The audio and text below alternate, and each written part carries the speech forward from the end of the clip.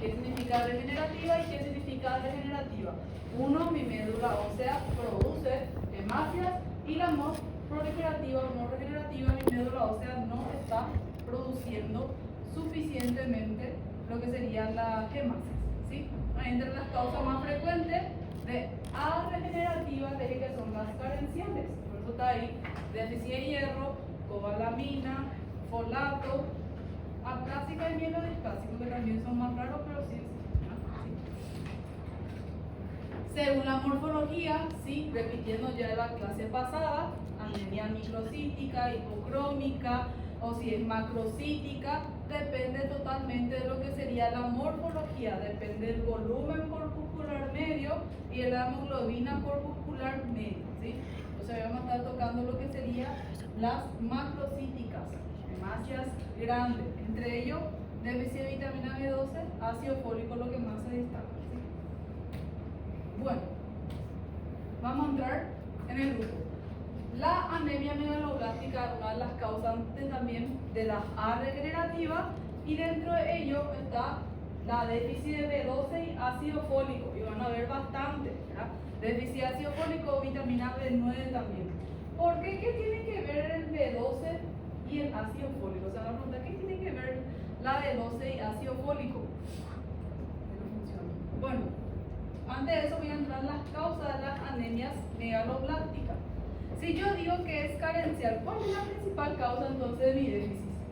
Si es carencial. Alimentación. ¿En quienes yo suelo ver frecuentemente esta patología? En los pacientes alcohólicos, ¿sí? Si ustedes se fijan la próxima, cuando se van al hospital y ven la ficha de un paciente alcohólico crónico y ven su ficha, van a ver una anemia megaloblástica. ¿Por qué? Porque ellos tienen déficit carencial de B12, de la vitamina B5, ¿verdad? ¿Por qué? Porque ellos ingieren alcohol y con eso ellos sustituyen su caloría. Entonces ellos no comen, ¿sí? Ellos solo toman. Y ellos tienen totalmente déficit de vitamina B. Más frecuentemente de la tiamina, B1, pero todas las B. Y ahí entra B12 y B9 también, ¿sí? Por eso. Lo mismo, alimentación, tratamiento con fármacos. Sí, ustedes cuando ven reumato van a ver que hay un medicamento llamado metotrexato que inhibe la síntesis de ácido fólico. Si inhibe el ácido fólico, yo no voy a tener la función del ácido fólico.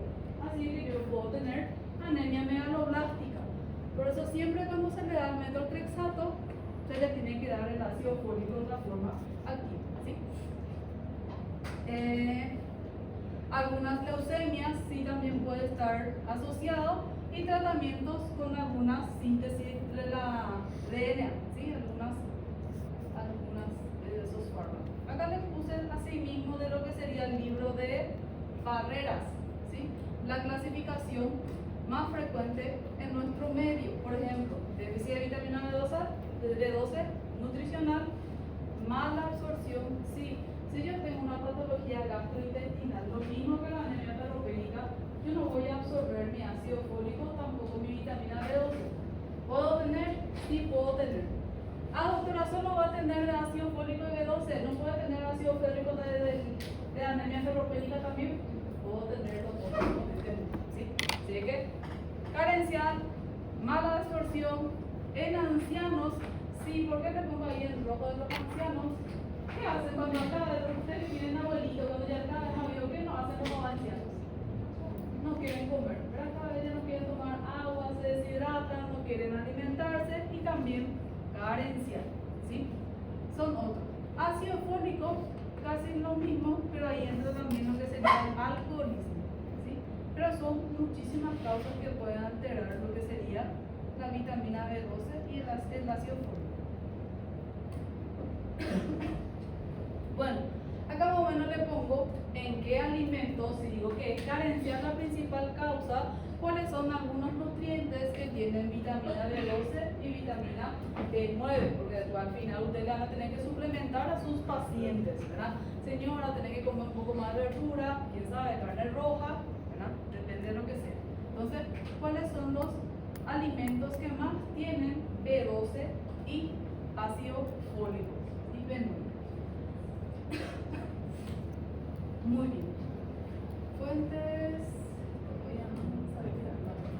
Requerimiento diario mínimo de una cobalamina varía entre 2 a 5 nanogramos día, ¿verdad? Y vamos a ver que nosotros dejamos como depósito eso en nuestro organismo y que puede durar 3 a 4 años. Así que cuando lo que yo hago a comenzar mi déficit, si yo dejo de comer, no es que yo dejo de comer hoy y mañana ya tengo anemia megalobláctica. Después de años se va a presentar esa déficit o esa anemia, ¿sí? Porque hay un depósito en nuestro organismo. Bueno, de la forma, ¿por qué lo que tiene que ver la mala absorción o alguna gastropatía con la anemia megaloblástica? Y también, aparte con los alcohólicos, ¿verdad? Porque los alcohólicos, yo no sé si ya dieron en patología esofágica, no sé si ya dieron cirugía, patología esofágica de un alcohólico, ¿no? La esofagitis, la gastritis atrófica y todo más por la perniciosa también, ¿verdad? Que ellos van a tener disminución de lo que sería el factor intrínseco o lo que sería para la absorción del folato, ¿sí? Ellos tienen totalmente afectado su epitelio plástico y no van a tener esa absorción. Así que todos los pacientes que tienen gastropatía sí se ven afectados al final de la absorción del ácido fólico y el B12. Bueno, para que no tengan que leer toda esta patogenia chata que está acá, ¿por qué ustedes creen que la anemia megaloblástica, por qué se queda tan grande la célula? Si dijimos que la anemia ferropénica se queda claro y pequeño, porque el hierro es el que tiene la coloración roja y es el que tiene la molécula de hemoglobina, y eso deja una hemácia de tamaño normal y coloración. ¿Por qué creen que este se queda grandote? La célula, porque el megaloblástica viene de grande, ¿sí? ¿Cómo? Recompensado por su parte.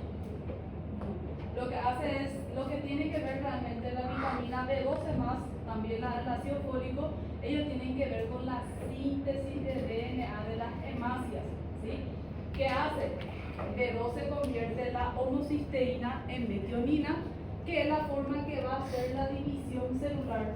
¿Cómo suele ser la célula inmadura? ¿Grande o chica? Pequeña. Espera. ¿Las células inmaduras son grandes o chicos? Son de tamaño mayor, ¿sí? Si yo necesito la metionina o la síntesis del ADN para esa división celular, yo no tengo B12 ni ácido fólico para que llegue a esa división celular, para que se quede más pequeño. ¿Qué pasa con mi célula? Se queda grande porque nunca llega esa división celular o esa maduración del DNA. Entonces se queda como lleno de hemácias inmaduras, ¿sí? Por eso, las células inmaduras son grandes, por eso ellos tienen la forma megaloblástica, ¿verdad? Porque ellos no tienen esa metionina para la síntesis de DNA de las hemácias, ¿sí? ¿Y qué tiene que ver el ácido fólico? El ácido fólico también tiene que ver con la maduración o el cambio de la homocisteína a la metionina, que también funciona como la división celular para la maduración de esas hemácias. Como nunca llega a esa división celular, la hemácia se queda grande, ¿sí? O menos eso es lo que dicen todo esto, ¿sí? Lo que hay es una asincronía de la maduración del núcleo y el citoplasma eritrocitario, ¿sí? Bueno, y es esto lo que pasa. Como no llega, esto es una hemácia normal, ¿sí? Color, tamaño normal. Yo no tengo, por esa déficit de síntesis de DNA, yo no tengo nunca la división celular y se queda en forma más grande, ¿sí? Megaloblástica, grande.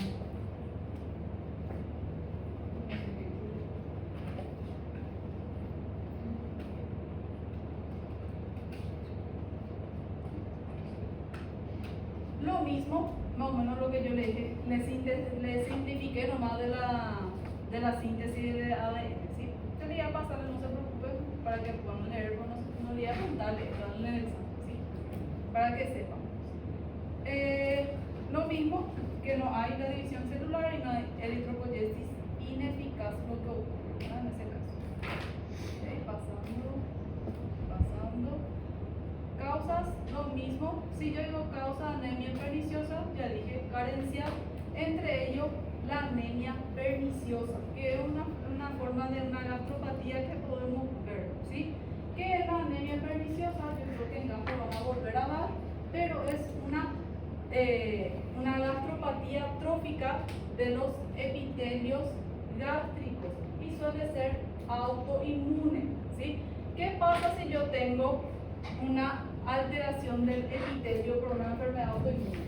No voy a absorber vitamina B12, tampoco voy a absorber lo que es el vitamina B9, ¿no? También se puede dividir en tipo A y tipo B, ¿sí? Una de las causas de la anemia de déficit de B12 es la anemia perniciosa, que es una enfermedad autoinmune. Raro, sí, yo nunca he visto una anemia perniciosa en mi vida, pero es raro, pero sí hay.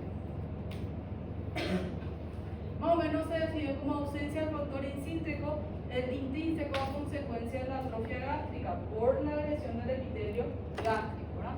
Van a ver que la incidencia es de 120.000 por 100.000 habitantes, no acá en nuestro país, pero sí. Es más frecuente en varones y mujeres caucásicos, 70 a 80 años, y solo el 10% de los pacientes son más jóvenes que esa edad, ¿no? La mayoría, como le dije, que es una enfermedad autoinmune. Todas las patologías autoinmunes se asocian uno con el otro, ¿sí? Enfermedad tiroidea se asocia con diabetes tipo 1, que es autoinmune. La gastritis atrófica también. Todo lo que sería autoinmune se asocia entre ellos. Ahí le puse algunas de las patologías que pueden estar asociadas con la anemia perniciosa. Esto sería cómo ocurre o cuál es el déficit, cómo ocurre la deficiencia. Dijimos que una patología autoinmune que destruye el epitelio gástrico, dificultando la absorción, llevando a una anemia megaloblástica por déficit del factor intrínseco. ¿Sí? Bueno. Manifestaciones clínicas. Por la manifestación clínica realmente la anemia es difícil diferenciar qué tipo de anemia es, pero sí, ¿qué es lo que va a ver si yo estoy hablando de anemia? ¿Qué puede presentar mi paciente? ¿Cómo? Fatiga, después, ¿qué más puede presentar mi paciente?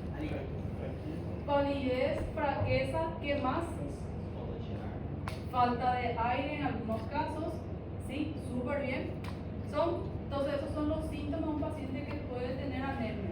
¿Cuándo lo que yo puedo sospechar de un paciente que tiene una anemia perniciosa? Obviamente, signo y síntoma anemia, laboratorio que me diga una anemia, ¿de qué tipo? ¿De qué tipo de anemia tiene que tener el paciente para decir, puede tener una anemia perniciosa? Macrocítica, súper. Hipercrómica, no, normocrómica suele ser, pero también puede ser hipercrómica. Sí, ¿y qué más? ¿Qué tipo es? Ya dijimos ya, una anemia, dependiendo, una anemia macrocítica o megaloblástica, regenerativa. Ahí yo puedo pensar, pero aparte, ¿qué más se tiene que asociar a eso? Tengo que tener algún dato que me diga que tiene déficit de B12, que puede ser hematológicos, neurológicos, sí, yo podría decir por qué neurológico con la déficit de B12, ¿sí? Digestivos, psiquiátricos por la parte autoinmunitaria también que suele asociarse, y cardiovasculares, ¿sí? Entonces, ¿qué es lo que yo debo saber? Anemia megaloblástica, que yo tenga alguna carencia o alguna patología hematológica, gastrointestinal, autoinmunitaria que esté asociada, ¿sí? ¿Cuáles son los síntomas más característicos de la parte neurológica de una anemia por déficit de B12? Son neuropatía sensitiva, ¿sí? Como parestesia distal, macrocitosis o hipersegmentación de los neutrófilos. Esa neuropatía, la mayoría de las personas se confunde con la neuropatía de un diabético. ¿Ustedes ya vieron diabetes? ¿Cómo suele ser la neuropatía de un diabético? ¿Cómo era la neuropatía de un diabético? Porque en los pacientes que tienen déficit de B12, sí, ellos van a tener neuropatía periférica también, ¿sí? ¿Por qué? Porque ellos tienen que hacer la maduración de la vaina de mielina, y ahí van a tener efectos en eso y van a comenzar a a tener parestesia periférica y se parece muchísimo con la parestesia del paciente diabético, que es en media de calcetín, como le decía, en guante y media de calcetín, ¿sí? Bilateral suele ser. Entonces, hay que hacer el diagnóstico diferencial siempre con los pacientes diabéticos también, ¿sí? Algunas de las manifestaciones clínicas también que podemos ver en los pacientes que tienen anemia megaloblástica de etiología por B12 son, ¿cómo se llamaba eso que vemos ahí? ¿Cómo se llama cuando tiene las papilas? Vimos la anemia ferropénica. Glositis, ¿sí? Súper. Entonces se puede ver eso. Se puede ver esa hiperpigmentación de las manos, que también se pueden ver, ahí yo no sé si se ve bien en la, creo que ahí no se ve, pero también tiene una hiperpigmentación en los dedos, que es, también puede ser por deficiencia de B12 y puede también estar asociado a la esplenomegalia en 5 a 10%, ¿sí? Son algunas de las manifestaciones clínicas que pueden estar asociados por la anemia megaloblástica por déficit de cobalamina. Esto es lo que le dije porque ¿qué tiene que ver la vitamina B12 con la parestesia o la afectación neurológica que tiene? La vitamina B12 dije que convierte la homocisteína en metionina. También tiene otras funciones en nuestro cuerpo como la modulación de las vainas de mielina, ¿sí? Lo que cubre la parte neurológica. Si yo tengo una desmielinización por déficit de B12, yo voy a tener afectación neurológica. Y se suele ser pregunta de examen, ¿cuál de las anemias megaloblásticas causa la afectación neurológica? ¿Déficit de ácido fólico o déficit de la vitamina B12? ¿Sí? Porque si el paciente presenta esa clínica de desmielinización o la afectación neurológica, nosotros decimos probablemente el paciente tenga déficit de B12 y obviamente yo voy a tener que dosarle la vitamina B12. ¿Sí?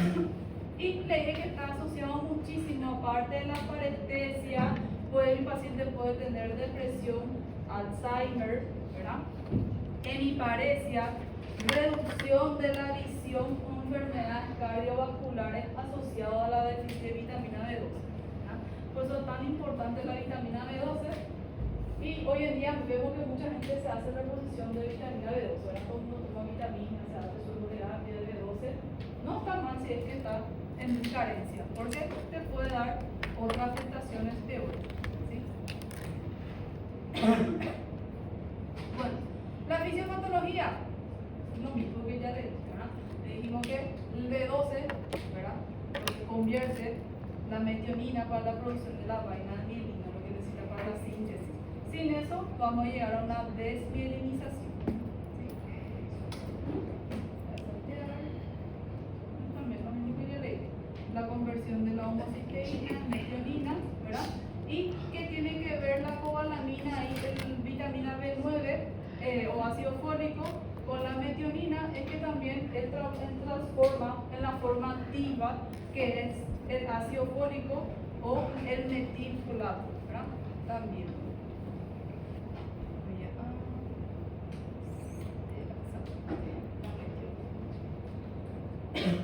Las manifestaciones clínicas del paciente con déficit de vitamina B12, parestesia, debilidad muscular, dificultad para caminar, algunas demencias, trastornos psicóticos, visión defectuosa.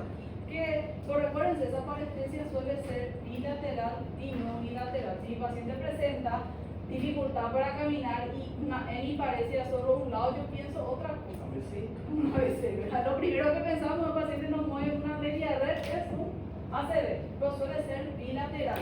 ¿Con qué se confunde la mayoría de las personas?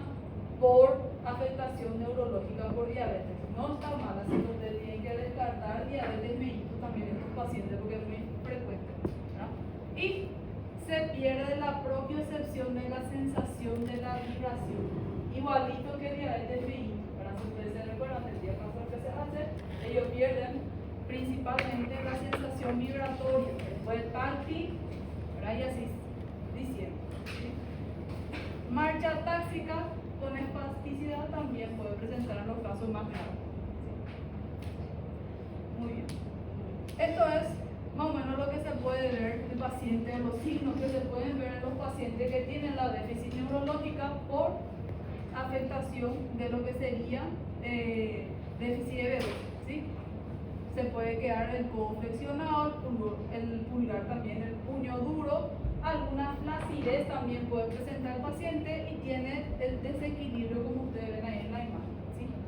Puede presentar. Es patognomónico de B12, ustedes ven paciente así con alteración del sensorio parestesia, déficit de B12. No, obviamente tenemos que buscar otras causas también que son más frecuentes. ¿Es más frecuente la déficit de vitamina B12? No, es más frecuente otras patologías como diabetes mellitus, ¿verdad? Es más frecuente que déficit de vitamina B12. Pero no se olviden de buscar B12 en estos pacientes, ¿sí? Otro de los hallazgos clínicos al examen físico, ¿sí? La piel, dijimos, la hiperpigmentación, algunos casos puede haber petequia, púrpura, ictericia. Ictericia sí puede haber, pero eso ya va a estar asociado a otro tipo de anemia que vamos a estar dando. Puede haber glositis, que se puede ver también, y esplenomegalia, ¿sí?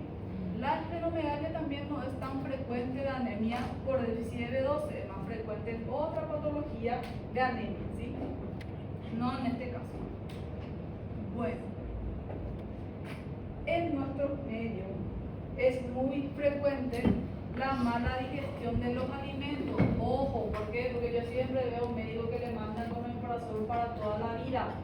¿Nunca vieron su vecino, su abuelo que toma omeprazol por 5, 6, 7 años? ¿Ustedes creen que eso es bueno? No, no es bueno.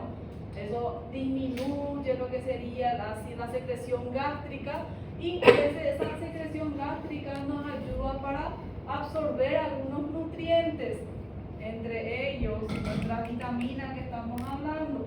Hay pacientes que toman de por vida su omeprazol, ¿verdad? Si les molesta un poco su estómago, ya le meten omeprazol. Esos pacientes sí pueden tener una mala absorción y puede estar afectada la absorción de las vitaminas, ¿sí? Ojo entonces en estos pacientes. Y ahí todos los pacientes que toman omeprazol pueden estar asociados a demencia. ¿Por qué? Porque puede estar asociada a déficit de B12, anemia, por lo mismo, y daño neurológico por la desmielinización por la déficit de B12, ¿sí? O entonces va a darle omeprazol a todo el mundo. Aunque hay pacientes que vienen por consultorio y que te van a amenazar y te van a pegar, así que no le das omeprazol, ¿verdad? Pero siempre te cabe al médico explicarle al paciente, ¿sí? Ese es nuestro trabajo. Yo sé que hay pacientes tercos que van a querer, no, porque yo necesito, porque yo quiero, pero hay que hablarle a los pacientes. No hay que dejarte ahí discutir con el paciente, porque hay pacientes que no da y no da, ¿verdad?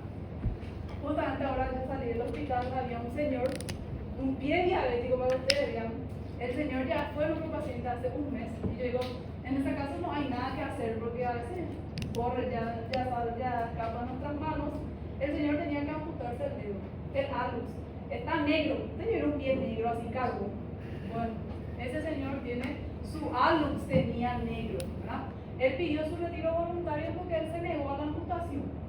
Súper bien, bueno, ¿qué vamos a hacer? Se le habló el riesgo, nada, todo más. Se fue a su casa porque no se iba a amputar. Un mes después, ahora él viene a otra urgencia porque él se siente mal. Ay, yo le dije, ¿qué te pasó? No, porque mi azúcar subió hasta 400. ¿Te aplicas tu insulina? Sí, me aplico mi insulina, ¿verdad? Y vamos a mirar cómo está tu piel. Gente del cielo, yo no sé qué le pasa a la gente en su cabeza para poder vivir con ese pie. Si antes era solo el hallux del pie, ahora agarró todos sus dedos tan negros. Y vos palpás la parte del talón y tiene lleno de pus. ¿Sabes que vas así y sale así como leche condensada? Se va a encontrar, no se vayan a comer leche condensada de paciente.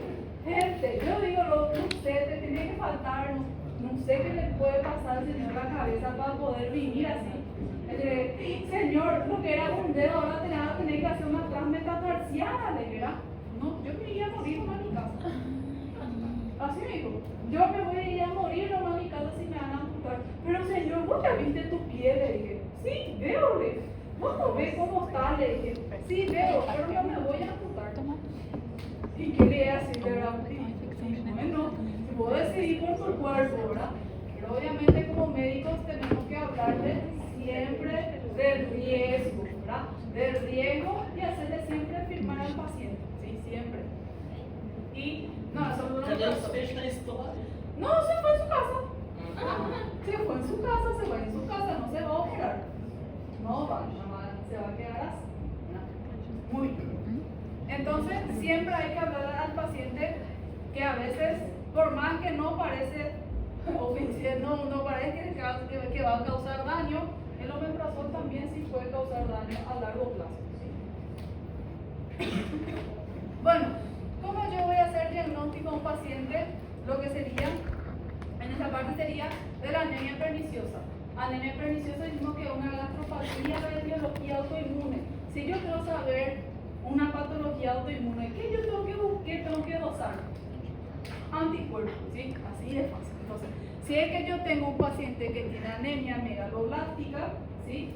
Que tiene alguna gastropatía, una molestia gastrointestinal, yo puedo dosar anticuerpos antifactor intrínseco. ¿Por qué? Porque lo que atrofia es donde la cara parietal o el núcleo parietal, donde va a estar afectado ese es el factor intrínseco, ¿sí? Bueno, si yo con eso todavía no puedo llegar al diagnóstico definitivo, me da un laboratorio, así más o menos yo voy a tener que hacer una endoscopía con toma de muestra de biopsia, ¿sí? Ahí me va a decir que hay atrofia de la pared. Otra de las causas frecuentes en nuestro medio para los que comen mucho sushi.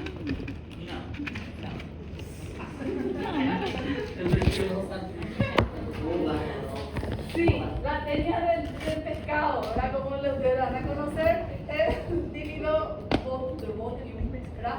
La sí, también puede ser una causa de anemia por déficit de las vitaminas. ¿Por qué? Porque ellos se van a pegar en las mucosas epiteliales y van a dificultar su absorción. Entonces, sí tiene que ver la parasitosis en este caso también, ¿sí? Se le conoce como la tenia del pescado también a esto. Así que, cuidado. Bueno, ahora llegando ya a los laboratorios donde más nos interesa para diferenciar, dijimos que la anemia megaloblástica ya sabemos que tiene que ser macrocítica, por lo menos. Hipercrómica también, sí puede ser hipercrómica o normocrómica, ¿sí? ¿Qué es lo que teníamos que pedirle datos del laboratorio de importancia a nuestro paciente? No se olviden, a todos los pacientes con anemia se les tiene que pedir frotis de sangre periférica, ¿sí o sí? ¿Por qué? Porque esto nos va a tener que informar por el frotis, ¿sí? Entonces, se les pide frotis de sangre periférica a los pacientes y podemos encontrar lo que sería la anisocitosis y poiquilocitosis, ¿sí? Otro dato de valor que nosotros ya sabíamos, un hemograma normal, el BCM aumentado. Ahí me dice que es una megaloblástica o una macrocítica, ¿sí? En ocasiones puede haber disminución de los leucocitos y también de las plaquetas asociadas. ¿Sí? ¿En qué también el paciente puede presentar una? ¿Cómo se dice cuando las tres series celulares están distintas? ¿Cómo se llama cuando las tres series celulares están distintas? Pancitopenia. Sí. ¿Es más raro encontrar la pancitopenia? Sí es, pero sí puede haber una pancitopenia también en mis pacientes con anemia megaloblástica, dependiendo de la gravedad. ¿Sí? Médula ósea. ¿Cómo creen que está mi médula ósea? Hipercelular, pero yo tengo muchas hemácias. No tengo, porque si yo tenía mucha hemácia, que yo iba a tener una hemoglobina normal o aumentada. Pero ¿por qué creen que mi médula ósea está hipercelular? ¿Qué pasaba? ¿Qué creen que yo le dije que pasaba? ¿Cómo? Intenta compensar y produce más. Pero ¿qué es lo que no produce bien? ¿Qué es lo que pasa? ¿Qué es lo que está fallando? No madura como se debe. Así que a veces es destruida por por nuestro organismo a veces destruido esa célula. Entonces, mi médula intenta producir, pero también a la vez es destruida porque es inmadura. Por eso mi reticulocito está aumentado o está abajo. Está ¿cómo estaba? ¿En qué clasificación entra la anemia megaloblástica o por déficit de ácido fólico B12? Mi médula ósea está hipercelular, pero eso no significa que eso sale hacia la circulación. Ahí está, ¿sí? Mi médula ósea está hiperfuncionante, pero porque está tan inmadura, no sale a la circulación. Por eso mi reticulocito está bajo. La hematopoiesis ineficaz, que sí, también le dije, puede estar asociada. Sí. De la deficiencia de folato, lo mismo también en el intestino delgado y en el yeyuno es absorbido. Algunas de las fuentes donde podemos tener el folato, ¿verdad? Los alimentos verdes, y que también tiene que ver como la vitamina B12 también tiene que ver con la síntesis de DNA, ¿sí? Por eso es lo que entra también la clasificación de lo que sería la megaloblástica. Y las mujeres gestantes siempre hay una reducción de ácido fólico, por eso siempre van a ver que se le hace su reposición, ¿verdad? ¿Y qué tiene que ver el ácido fólico en las gestantes? ¿Por qué? Porque puede causar esto en los fetos, ¿sí? Aparte que mi bebé puede tener anemia megaloblástica, puede tener lo que sería la espina bífida, labio leporino, fisura palatina, deformidades cráneoencefálicos, ¿verdad? Y defectos del cierre del tubo neural, ¿verdad? Por eso antes de embarazarse a las que se quieren embarazar se les tiene que fornecer ácido fólico, antes, no después, ¿sí? Antes, te lo diría. Lo mismo también tiene que ver en la parte cardiovascular, lo mismo con el ácido B12, ¿verdad? Aumenta muchísimo las enfermedades cardiovasculares por esa síntesis que no llega a la conversión de homocisteína en metionina, y eso comienza a alterar los vasos y lo que sería toda la parte cardiovascular. Causas, lo mismo, no voy a repetir: la nutrición, absorción deficiente, pérdida excesiva, por ejemplo, embarazo, lactancia, prematurez, anemia, y algunos fármacos también que puede estar disminuyendo la absorción o el ácido fólico, la activación del ácido fólico. En nuestro medio muchísimo se usa metotrexate, nitrofurantoína, tetraciclina, trimetoprim. Nadie nunca tomó un trimetoprim sulfametoxazol. Creo que alguien ya tomó, entonces es muy frecuente en nuestro medio. Bueno, ¿cómo yo hago el diagnóstico de déficit de B12 y ácido fólico? ¿Cómo yo sé que yo no tengo B12 y B9? B12 y B9. Entonces, ¿qué yo le tengo que dosar en la sangre para saber? Debo dosar B12 y B9.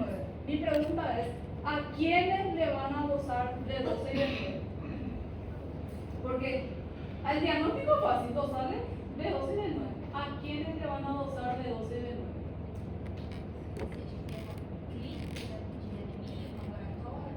¿Qué tiene que haber en el laboratorio? Todos los tipos de anemia voy a las pedir de entrada de B12 y B9. ¿Qué tipo de anemia van a pedir B12 y B9?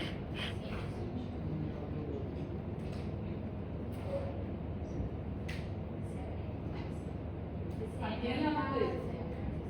¿Cómo? ¿Qué tipo de anemia le van a pedir las dosajes de B12 y B9? Uno que tiene que tener la historia clínica, una déficit de carencia, por ejemplo, ¿verdad? Algo carencial o una gastropatía que me haga pensar. Segundo, ¿qué más me tiene que hacer pensar para dosar en B12 y B9?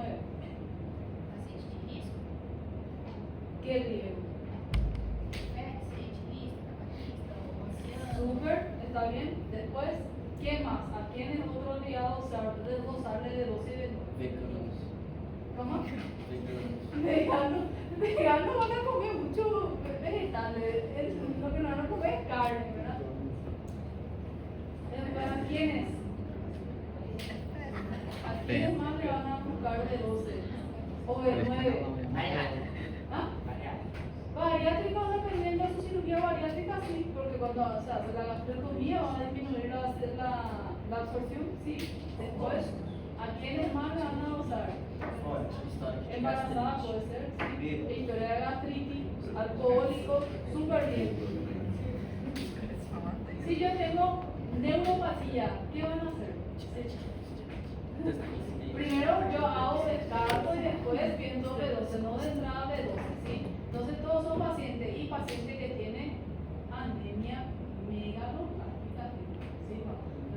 Principalmente los pacientes que tienen anemia megaloblástica, con todo lo que ustedes me dijeron, se asocia, ahí se dosa B12 y B9. Que van a ver dependiendo del laboratorio, porque el laboratorio, van a ver que hay laboratorios que difieren los niveles, y vamos a ver que hay una carencia de B12 y B9.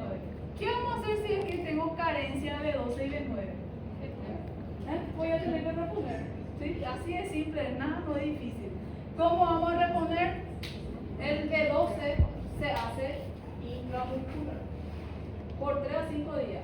Si no tiene gastropatía, mi paciente absorbe bien, luego después le cambio a vía oral, pero si no, intramuscular, ¿sí? Entonces, cobalamin, más o menos 6 inyecciones intramusculares de 1000 microgramos de hidroxicobalamina con intervalos de 3 a 7 días. Después de eso se controla otra vez, obviamente que hay que poder comentar la parte nutricional o tratar la parte de la gastropatía o cuál sea la causa del paciente para poder seguir suplementando, ¿sí? Dosis oral 1000 a 2000 microgramos. En caso de folato, 5 a 15 miligramos vía oral, lo que se le da, ¿verdad? Entonces, se tiene que ver de estos pacientes, ¿sí? Mínimo 4 meses. ¿Por qué mínimo 4 meses? Porque también el mismo que el hierro, nosotros primero tenemos que llenar nuestros depósitos y después recién para la receta, ¿sí? Bueno, esta es la primera parte. Entre 10 minutos y seguimos con